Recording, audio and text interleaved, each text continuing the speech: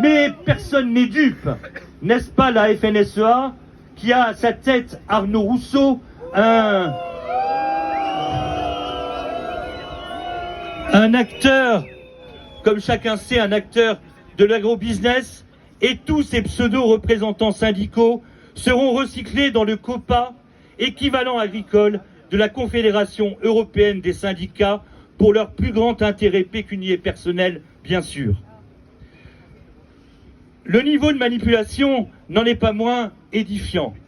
Arnaud Rousseau ayant même prétendu que si pourtant le mouvement se poursuivait sous une autre forme, laquelle, se demandera-t-on, eh bien, celle du suivi de la négociation avec le gouvernement. Eh bien, laissons les jeunes porter la responsabilité de leur forfaiture. Laissons la FNSEA à ses compromissions et à ses trahisons. Non seulement le mouvement des agriculteurs en colère ne s'éteint pas, mais il demeure des plus vifs. Votre présence nombreuse témoigne de surcroît du large soutien dont il bénéficie. Et il est toujours aussi vif dans d'autres pays d'Europe, il ne faut pas l'oublier.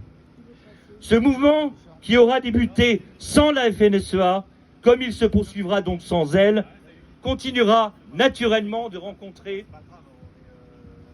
le plus entier soutien des forces dont nous sommes et qui, en parfaite cohérence avec ces revendications, se battent pour la reprise du contrôle de notre agriculture, de notre commerce, pour construire une véritable souveraineté agricole et alimentaire, pour une alimentation saine et accessible à tous et une sauvegarde authentiquement écologique de la nature, comme savent le faire les agriculteurs.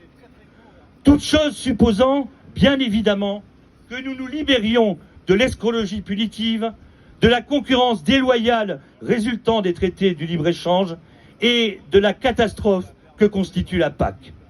En un mot, que par le Frexit, par la sortie de l'Union européenne, nous reprenions le contrôle afin de pleinement orienter l'ensemble